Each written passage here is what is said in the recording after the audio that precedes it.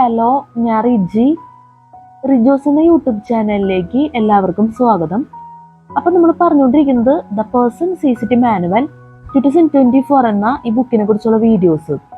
നമ്മൾ ഫസ്റ്റ് തന്നെ പറയുന്നത് ഈ ബുക്കിലെ പ്രധാനപ്പെട്ട കാര്യം സിലബസ്, അതുപോലെ തന്നെ നമ്മുടെ വീഡിയോ റിലേറ്റഡ് ആയിട്ടുള്ള പ്രധാനപ്പെട്ട കാര്യങ്ങളെല്ലാം ആഡ് ഡിസ്ക്രിപ്ഷൻ ബോക്സിൽ കൊടുക്കും. അപ്പോൾ ദയവേത് ചെക്ക് ചെയ്ത് നോക്കണം. ഈ വീഡിയോയിൽ നമ്മൾ പറയാൻ പോകുന്നത് CCT പേപ്പർ 1 ജനറൽ സ്റ്റഡീസിൽ ചാപ്റ്റർ 3 ഫിസിക്സിൽ ജനറൽ സയൻസ് ഫിസിക്സ്. കഴിഞ്ഞ വീഡിയോയിൽ നമ്മൾ അബ്സോർപ്ഷൻ ഓഫ് ഹീറ്റ് പറഞ്ഞിരുന്നു. അപ്പൊ ആ ടോപ്പിക്കിന്റെ എന്താ പറയാ ബാലൻസ് ഭാഗം ഇവിടെ വരുന്നുണ്ട്. ഇത് അബ്സോർപ്ഷൻ ഓഫ് ഹീറ്റിന്റെ ബാലൻസ് ഭാഗമാണ്. കഴിഞ്ഞ വീഡിയോയിൽ നമ്മളത് ഈ ടോപ്പിക്ക് ക്ലാസ് എടുത്തിരുന്നു. അപ്പൊ നിങ്ങൾ കഴിഞ്ഞ വീഡിയോ ഒക്കെ വാച്ച് ചെയ്തിട്ടുണ്ടാവും എന്ന് വിചാരിക്കുന്നു. അപ്പം ഈ വീഡിയോയിൽ നമ്മൾക്ക് പറയാൻ പോകുന്നത് utilities of cryogenics.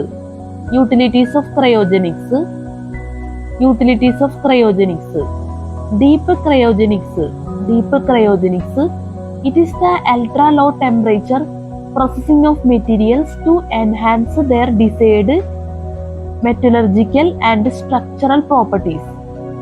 The hardness of the material treated is unaffected while its strength is increased. The material so treated greatly increases the strength and wear life all types of vehicle components, castings and cutting tools. In addition, other benefits include reduced maintenance, repairs and replacement of tools and components, reduced vibrations, rapid and more uniform heat dissipation, and improved conductivity. Deep cryogenics. It is the ultra low temperature processing of materials to enhance their desired metallurgical and structural properties. The hardness of the material treated is unaffected while its strength is increased.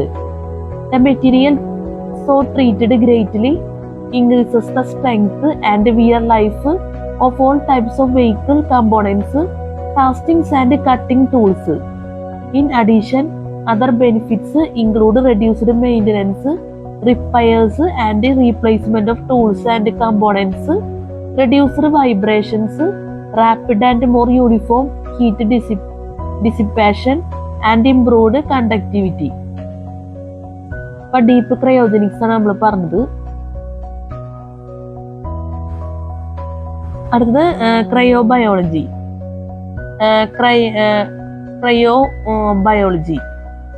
The world cryobiology, Greek cryo, called bios, life, and logos, science, literally signifies the science of life at low temperatures. In practice, this field comprises the study of any biological material or system.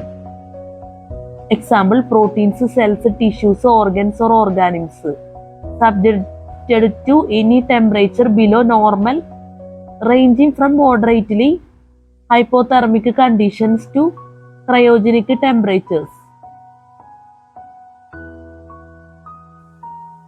Cryocooler. A mechanism that can extract heat from an object, cooler, and by doing so draw its temperature down below approximately 150 Kelvin. Cryo. Some areas of applications for cryocoolers: 1. Military. Infrared sensors for missile guidance and tactical applications. Infrared sensors for surveillance, satellite based to police and security. Infrared sensors for night vision and rescue. 3. Environmental infrared sensors for atmospheric studies of ozone hole and greenhouse effects. Infrared sensors for pollution monitoring. 4. Commercial cryopumps for semiconductor fabrication. High temperature superconductors for cellular phone base stations. superconductors for voltage standards, semiconductors for high-speed computers, infrared sensors for NDE and processes monitoring. 5. Medical cooling SSC, magnets for MRI systems, skewed magnetometers for heart and brain studies, liquefaction of oxygen for storage at hospitals and home use, cryogenic catheters and cryosurgery. 6.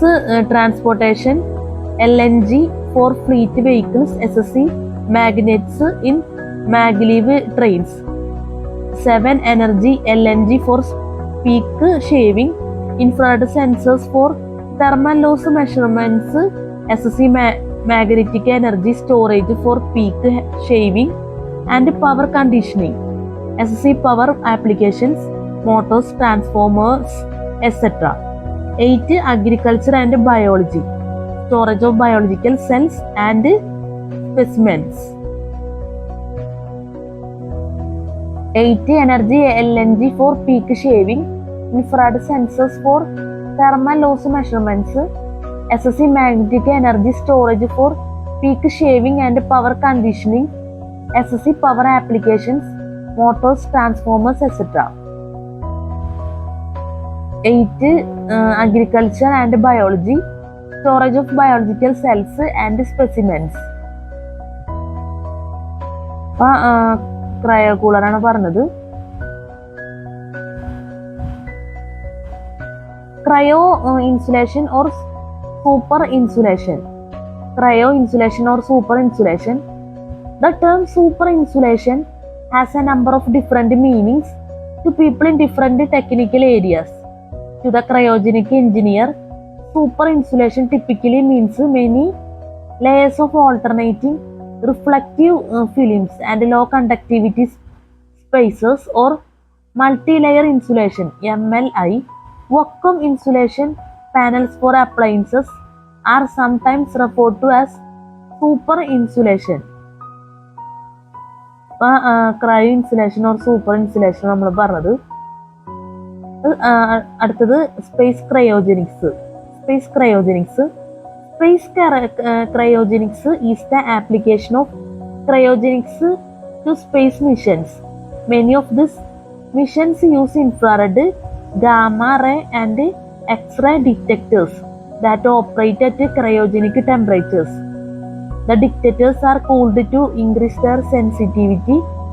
Astronomy missions often use cryogenic telescopes to reduce the thermal emissions of the telescope, permitting very faint objects to be seen.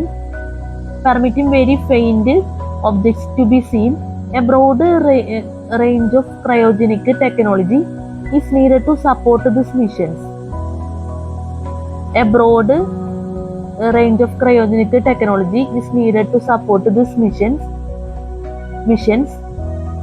Another area of space science which makes use of cryogenics is sample preservation. This includes the preservation of biological samples from experiments on the shuttle and the station, and the preservation of material gathered from comets, asteroids, and other planets.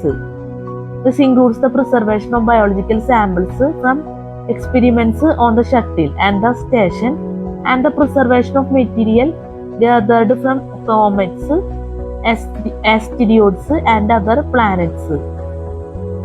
Cryosurgery is an important minimally invasive surgical technique. It can be applied to any procedure in which scalpels are used to remove undesirable tissues. Cryosurgery is an important minimally invasive surgical technique. It can be applied to any procedure in which scalpels are used to remove undesirable tissues. Wind tunnels. As used in cryogenic wind tunnels, cryogenic technology is making a major contribution to experimental aerodynamics.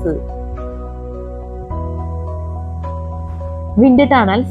As used in cryogenic wind tunnels, cryogenic technology is making a major contribution to experimental aerodynamics. Utilities of cryogenics: deep cryogenics, cryobiology, cryocooler, cryo-insulation or super insulation, space cryogenics, cryosurgery, wind tunnels. ഇത്രയാണ് നമ്മൾ പറഞ്ഞത്. Spelling mistake എന്തെങ്കിലും ഉണ്ടെങ്കിൽ ദയവേത് ക്ഷമിക്കാം.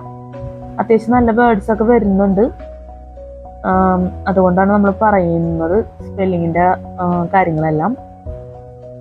ഒരുപാട് ടഫായിട്ടുള്ള words എന്ന് പറയാൻ പറ്റില്ല, എന്നാലും അത്യാവശ്യം നല്ല വേർഡ്സുകളൊക്കെ ഉണ്ട്. ഇപ്പൊ താഴെ തന്നെ ക്രയോജനിക് വിൻഡ് ടണൽസ്, അതുപോലെ തന്നെ അൺഡിസറബിൾ ടിഷ്യൂസ്, ഇതൊന്നും അത്ര ടഫ് വേർഡ്സ് അല്ല. പിന്നെ x-ray detectors, super insulation, multilayer insulation, അതുപോലെ തന്നെ ലിക്വിഫാക്ഷൻ ഓഫ് ഓക്സിജൻ, കെയ്ഡേറ്റേഴ്സ് ആൻഡ് ക്രയോസർജറി. അപ്പൊ അതൊക്കെ ഈ വേർഡ്സുകളൊക്കെ ഒന്ന് ദയവായി ശ്രദ്ധിക്കുക. പിന്നെ infrared sensors, tactical application, guidance and tactical applications. കുറച്ച് ഞാൻ ജസ്റ്റ് പറഞ്ഞെന്നുള്ളൂ, ഇതൊന്നും വലിയ എന്താ പറയാ പ്രത്യേകതയുള്ള വേർഡ്സ് എന്ന് നമുക്ക് പറയാൻ പറ്റില്ല, എന്നാലും അത്യാവശ്യം കൊള്ളാവുന്ന വേർഡ്സ് തന്നെയാണ്. അപ്പൊ യൂട്ടിലിറ്റീസ് ഓഫ് ക്രയോജനിക്സ് നമ്മൾ എല്ലാം പറഞ്ഞു കഴിഞ്ഞു. ഇനി നമുക്ക് ഈ ടോപ്പിക്സിന്റെ കാര്യം നമ്മൾ പറഞ്ഞിരുന്നു. ഈ സെന്റൻസ് കൊടുത്തേക്കുന്നത് അബ്സോർപ്ഷൻ ഓഫ് ഹീറ്റിന്റെയാണ്, ബാലൻസ് ഭാഗമാണ് ഈ കാണുന്നത്. ഇനി നമുക്ക് പറയാനുള്ളത് ഈ putting heat to work, changing heat into motion. ഈ ടോപ്പിക്സ് പറയണേക്ക് മുന്നേ വേറെ ടോപ്പിക്സ് നമ്മളോട് വിട്ടിരുന്നു, അതും കൂടി നമുക്ക് പറയേണ്ടി വരും. ടെമ്പറേച്ചർ ഓഫ് വീനസ് നമുക്ക് പറയാനുണ്ട്. അത് പറഞ്ഞതിന് ശേഷം putting heat to work, changing heat into motion എന്നുള്ള ടോപ്പിക്ക് നോക്കാം. അപ്പൊ നമുക്ക് ഇനി ടെമ്പറേച്ചർ ഓഫ് വീനസ് പറയാം. Temperature of Venus. The temperature of the uppermost layer of Venus clouds averages about 13 degrees Celsius. However, the temperature of the planet's surface is about 462 degrees Celsius, higher than that of any other planet and hotter than most ovens. The plants and animals that live on Earth could not live on the surface of Venus because of the high temperature. Astronomers do not know whether any form of life exists on Venus, but they doubt that it does. Most astronomers believe that Venus' high surface temperature can be explained by what is known as the greenhouse effect. A greenhouse lets in radiant energy from the sun, but it prevents much of the heat from escaping. The thick clouds and dense atmosphere of Venus work in much the same way. The sun's radiant energy readily filters into the planet's atmosphere, but the large droplets of sulfuric acid present in Venus clouds and the great quantity of carbon dioxide in the atmosphere seem to trap much of the solar energy at the planet's surface. But the large droplets of sulfuric acid present in Venus clouds and the great quantity of carbon dioxide in the atmosphere seem to trap much of the solar energy at the planet's surface. അപ്പൊ temperature of Venus ആണ് നമ്മൾ പറഞ്ഞത്, മനസ്സിലായെന്ന് വിചാരിക്കുന്നു. നമുക്ക് അടുത്ത topic നോക്കാം. Putting heat to work, changing heat into motion. അടുത്ത topic putting heat to work, change heat into motion. Putting heat to work, changing heat into motion. Mechanical energy and heat energy are related. For example, mechanical energy is changed into heat by friction between the moving parts of a machine. Heat energy in turn can be changed into mechanical energy and heat energy are related. For example, mechanical energy is changed into heat by friction between the moving parts of a machine. Heat energy in turn can be changed into mechanical energy by heat engines. Heat engines can be divided into two groups. One, external combustion engines, and two, internal combustion engines. External combustion engines use heat that is produced outside the engine. Such engines include gas and steam turbines and reciprocating steam engines. Internal combustion engines produce heat inside the engine from burning fuels. Such engines include diesel and petrol engines, jet aircraft engines, and rocket engines. A steam turbine is a good example of an external combustion engine. Heat from burning fuel or from a nuclear reactor changes water in a boiler to steam. Pipes carry the steam into the turbine, which has a series of bladed wheels attached to a shaft. The high temperature steam expands as it rushes through the turbine and so pushes on the blades and causes them to turn the shaft. Steam leaving the turbine has a much lower temperature. The spinning shaft can drive an electric generator, moves a ship's propeller, or do other useful work. A car petrol engine is a good example of an internal combustion engine. The burning of petrol in the cylinders of the engine produces hot gases. The gases expand and push down the pistons in the cylinders. The motion of the pistons moves other parts of the car that turn the car's wheels. A car petrol engine is a good example of an internal combustion engine. The burning of petrol in the cylinders of the engine produces hot gases. The gases expand and push down the pistons in the cylinders.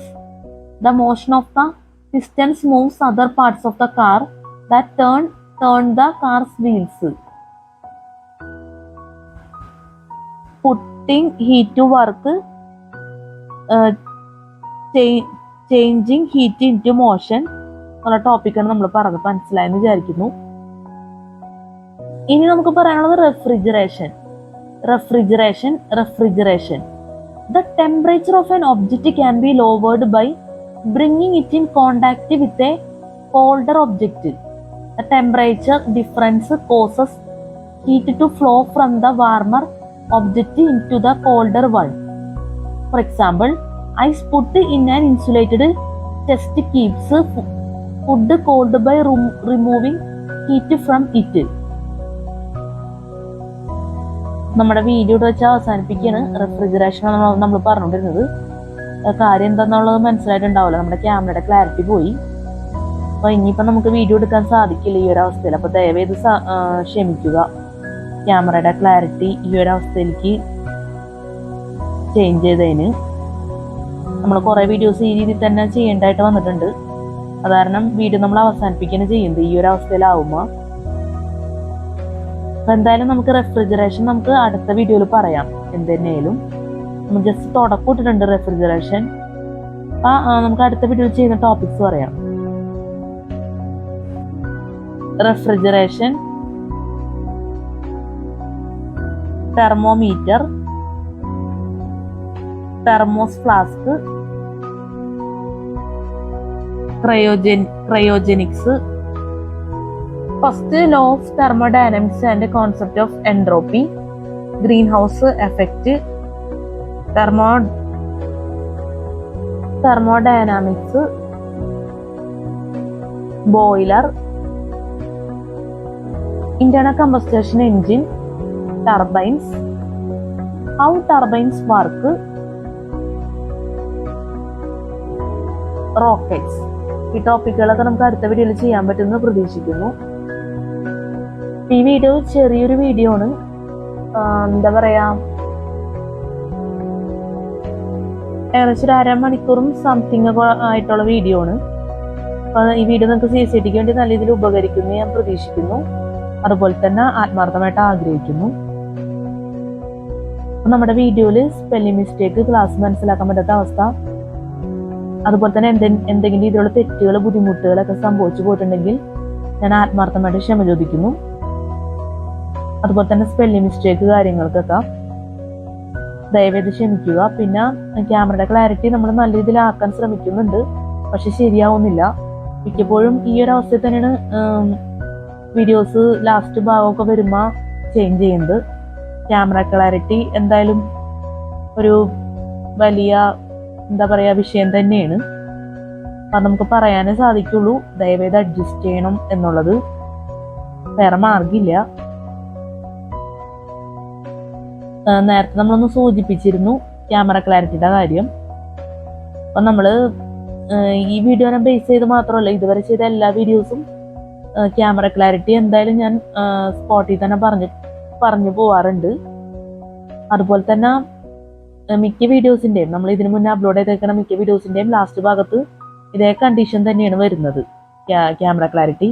അത് ശരിക്കും പറഞ്ഞാൽ ഞാനിത് പ്രാധാന്യം എടുത്ത് പറയണമെന്ന് വെച്ച് കഴിഞ്ഞാല് നിങ്ങൾക്കിത് ഡിസ്റ്റർബൻസ് ആയിരിക്കും ഈ ഒരു അവസ്ഥ. അപ്പൊ അതുകൊണ്ടാണ് നമ്മൾ അതിൻ്റെതായ ഇമ്പോർട്ടൻസ് കൊടുത്ത് പറയുന്നത്.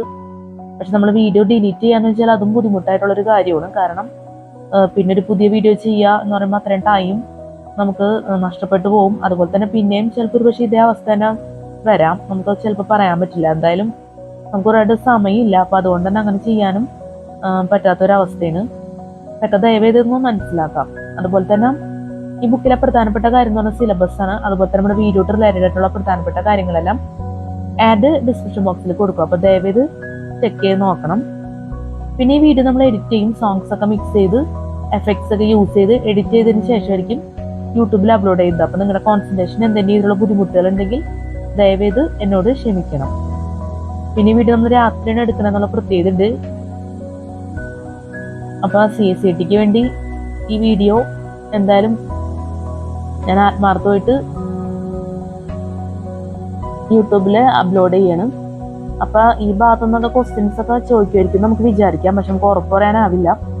നല്ല ടോപ്പിക്സ് ആണ്. കാരണം utilities of cryogenics, deep cryogenics, cryobiology, cryo cooler, cryo insulation or super insulation, space cryogenics, cryo surgery, wind tunnels, അതുപോലെ തന്നെ temperature of Venus, putting heat to work, changing heat into motion. ഇത്രയാണ് നമ്മൾ പറഞ്ഞത്, ഇത്രയും നമുക്ക് പറയാൻ പറ്റുള്ളൂ. പിന്നെ റെഫ്രിജറേഷൻ ഒന്ന് ജസ്റ്റ് തൊടുങ്ങി വെച്ചെന്നുള്ളൂ. നല്ല ടോപ്പിക്സ് ആണ് എല്ലാനും. അപ്പൊ നല്ല രീതിയിൽ തന്നെ നമുക്കത് CSATക്ക് വേണ്ടി ഹെൽപ്ഫുള്ള് ആയ രീതിയിലേക്ക് നമ്മൾ യൂട്യൂബിൽ അപ്ലോഡ് ചെയ്യാണ്. അപ്പൊ ദയവേത് നമ്മുടെ എല്ലാ വീഡിയോസും വാച്ച് ചെയ്യാം.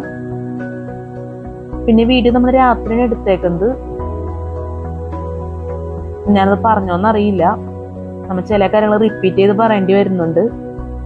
നമ്മൾ കറക്റ്റായിട്ട് നമ്മൾ പറഞ്ഞെന്ന് വിചാരിച്ചിട്ടായിരിക്കും നമ്മൾ വീണ്ടും പറഞ്ഞില്ലെന്ന് വിചാരിച്ചിട്ടായിരിക്കും നമ്മൾ വീണ്ടും പറയുന്നത്. എന്തായാലും വീഡിയോ നമ്മൾ രാത്രിയാണ് ചെയ്തേക്കുന്നത്. അപ്പൊ ഈ വീഡിയോ നിങ്ങൾക്ക് CSAT എന്നുള്ള രീതിയിൽ യൂസ്ഫുൾ ആയിരിക്കും എന്നാണ് എൻ്റെ ഒരു പ്രതീക്ഷയും വിശ്വാസവും. അപ്പൊ നല്ലൊരു CSAT എക്സാം എല്ലാവർക്കും ആശംസിക്കുന്നത്. നല്ല വിജയകരമായിട്ടുള്ള CSAT എക്സാം ഒക്കെ ജീവിതത്തിൽ നടക്കട്ടെ. എല്ലാവർക്കും ഹാവ് എ നൈസ് ഡേ. നമുക്ക് അടുത്ത വീഡിയോയിൽ കാണാം. Good night and thank you so much.